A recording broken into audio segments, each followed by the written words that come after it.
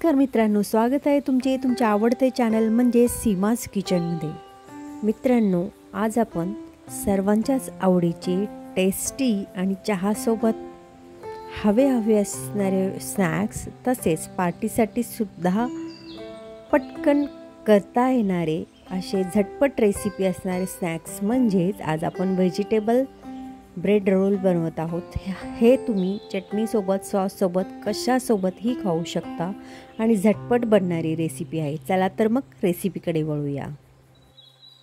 मी इथे 5 ब्रेडचे स्लाइस घेतलेत। तुम्हाला किती बनवायचे आहेत त्या अंदाजानुसार इथे घ्यायचे आहेत। मी त्याचबरोबर आता हे ब्रेड स्लाइस मिक्सरमधून बारीक करून घेणार आहे, म्हणजे याचा आपल्याला जो चुरा आहे तो वापरायचा आहे। त्यासाठी हे ब्रेड हा ब्रेड एक थोडासा शिळा जरी असला तरी सुद्धा चालतो। पहा, अशा पद्धतीने आपण बारीक करून घेतलं। आता इथे मी 1/2 किलो बटाटे उकडून घेतले होते, ते मी किसून घेते। किसून घेतल्यामुळे काय होतं, एकसारखा असा म्हणजे स्मॅश केल्यावर थोडाफार गाठी राहतात। आता ह्यामध्ये आपण 1/4 कप बारीक चिरलेली सिमला मिरची घातलेली आहे, 1/4 कप बारीक किसलेलं गाजर घातलेला आहे, त्याचबरोबर 1/4 कप बारीक चिरलेला कांदा घातलेला आहे आणि 1/4 कप आपण बारीक चिरलेली कोथिंबीर, 2 टेबलस्पून तिखट हिरव्या मिरच्या आहेत बारीक चिरलेल्या, 1 टीस्पून आपण चाट मसाला घातलेला आहे, चवीनुसार मीठ घातलेलं आहे। तसेच याच्यामध्ये आपल्याला थोडंसं अद्रक किसून घालायचं आहे। या ठिकाणी तुम्ही जर तुम्हाला चीजी असे बनवायचे असतील तर तुम्ही चीज देखील इथे वापर करू शकता। मोझरेला चीजचा वापर केला तर अतिउत्तम। त्याचबरोबर मी इथे अर्धा लिंबू पिळून घेते आहे याच्यामध्ये। शिवाय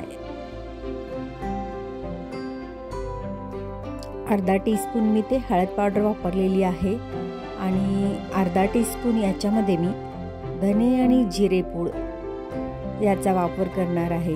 जर तुम्हाला वाटलं जर लाल तिखट वापरायचं आहे तर तुम्ही या ठिकाणी लाल तिखटाचा देखील वापर करू शकता। मी इथे हिरवी मिरची वापरलेली आहे, तिखट आहे त्यामुळे मी इथे वापरलेली नाही। त्याचबरोबर आपण जो ब्रेडचा चुरा करून घेतला होता तो चुरा याच्यामध्ये मिक्स करायचा आहे आणि मिक्स केल्यानंतर आपण हे मिश्रण हाताने असं एकजीव असं करून घ्यायचं आहे। व्यवस्थित असा गोळा करून घ्यायचा आहे। याच्यामध्ये अजिबात पाणी वगैरे वापरायचं नाहीये। बटाट्यामध्ये जितकं बसेल तितकं साहित्य आपण वापरलेलं आहे। पहा, पटकन असा याचा गोळा तयार झालेला आहे आणि लगेचच आपल्याला म्हणजे थांबायची गरज नाहीये। झटपट रेसिपी आहे त्यामुळे हाताला थोडंसं तेल लावायचं आहे।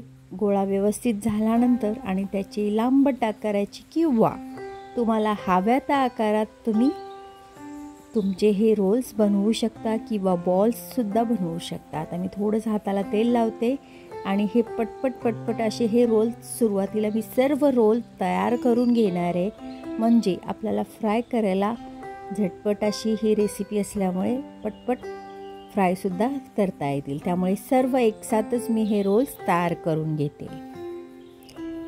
थोडेसे लांबट आकारात आणि जास्त पण जाड करू नका, म्हणजे दिसायलाही छान दिसत नाहीत आणि पातळ थोडेसे रोल असे असले की दिसायला छान दिसतात, शिवाय आतील जे आवरण आहे ते व्यवस्थित तळलंसुद्धा जातं। त्यामुळे थोडेसे बारीक आकारात आणि लांबट करून घ्यायचे। पहा, आपले रोल तयार आहेत। आता इथे आपल्याला एक मिश्रण बनवायचं आहे। त्यासाठी मी एका खोलगट प्लेटमध्ये 2 टेबलस्पून इथे मी कॉर्नफ्लोअर घेतलेला आहे। जर तुमच्याकडे कॉर्नफ्लोअर नसेल तर तुम्ही या ठिकाणी साधा आपला जो मैदा असतो तो वापरला तरीसुद्धा चालेल आणि याच्यामध्ये आपण थोडं करत पाणी घालून याची एक प्रकारे पातळसर असं मिश्रण बनवायचं आहे। याला स्लरी म्हणतात।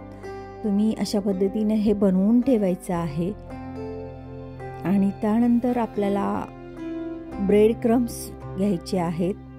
थोडेसे ब्रेड क्रम्स कसे बनवायचे तर थोडासा जो ब्रेड असतो तो तव्यावर गरम करायचा, अगदी कडक करायचा आणि तो मिक्सरमधून बारीक करून घ्यायचा।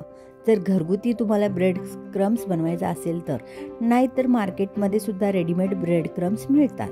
आता ही आपली स्लरी तयार झालेली आहे। याच्यामध्ये किंचित मी मीठ घालून घेतलेलं आहे आणि व्यवस्थित हे मिक्स करून घेऊया।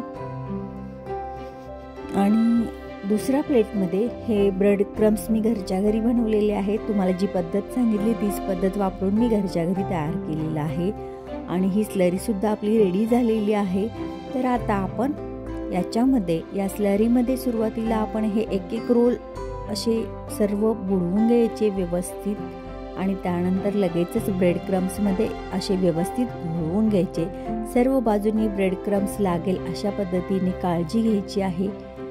आणि असे एक एक करत आपण सर्व रोल याच्यामध्ये घालून घेऊया। आणि ऑलरेडी मी तेलसुद्धा तापायला ठेवलेलं आहे।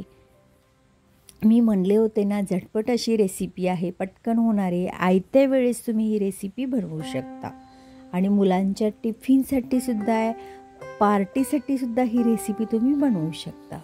तसेच याच्यामध्ये ज्या भाज्या वापरल्या आहेत ते तुमच्या आवडीनुसार सुद्धा वापरू शकता। इथे वाफवलेले मटार देखील तुम्ही या ठिकाणी घालू शकता। आता हे आपले ब्रेड रोल्स मिक्स करून झालेले आहेत आणि तेलसुद्धा छान तापलेलं आहे।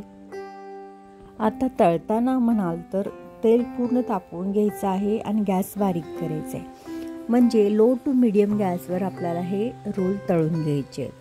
एवढ्यासाठी लो टू मीडियम करायचं कारण यातील ज्या भाज्या आहेत, आतलं जे आपलं सारण आहे ते व्यवस्थित असं शिजलं पाहिजे।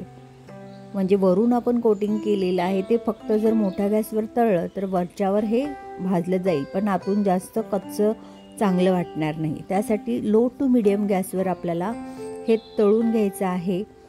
आणि हे तळत असताना गोल्डन ब्राऊन कलर येईपर्यंत तळून घ्यायचं, म्हणजे अगदी क्रिस्पी आणि कुरकुरीत असे हे ब्रेड रोल्स तयार होतात, मस्त होतात। तुम्ही सुद्धा नक्की ट्राय करा। आणि सध्या पाऊस चालू आहे त्यामुळे तर हे मस्ट ट्राय। पहा, मी अशा पद्धतीने हे ब्रेड रोल्स तळून घेते आहे। कशी वाटली ही माझी आजची तुम्हाला रेसिपी? पावसाळ्यातील चटपटीत अशी खादाडी आहे ही, नक्की ट्राय करा। आणि जर तुम्हाला ही माझी रेसिपी आवडली असेल तर व्हिडिओला नक्की एक लाईक करा आणि जास्तीत जास्त शेअर करा आणि रेसिपीबद्दल कमेंट करायला मात्र विसरू नका। तसेच मित्रांनो, चॅनेलवर जर तुम्ही नवीन असाल तर चॅनेलला सबस्क्राईब पण करा आणि अशाच छोट्या छोट्या आणि मस्त रेसिपीज पाहण्यासाठी बेल आयकॉन प्रेस करायला मात्र विसरू नका। त्याने काय होईल, मी ज्या रेसिपीज अपलोड करते त्याचे नोटिफिकेशन मिळतील आणि त्या तुम्ही पटकन पाहाल। तर मित्रांनो, माझे हे ब्रेड रोल्स आता रेडी झालेले आहेत। माझा चहा देखील रेडी झालेला आहे। मी हे चहासोबत खाणार आहे आणि सोबत असणार आहे पुदिन्याची चटणी, सॉस आणि खोबऱ्याची चटणीसुद्धा।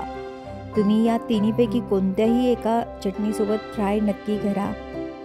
चला तर मग, वाफाळता चहा, टेस्टी स्नॅक्स आणि सोबत धो पडणारा पाऊस। मित्रांनो, आपण पुन्हा भेटूया अशाच एखाद्या नवीन रेसिपीसोबत। तोपर्यंत स्वस्थ खा, मस्त राहा, नेहमीच आनंदी राहा। धन्यवाद।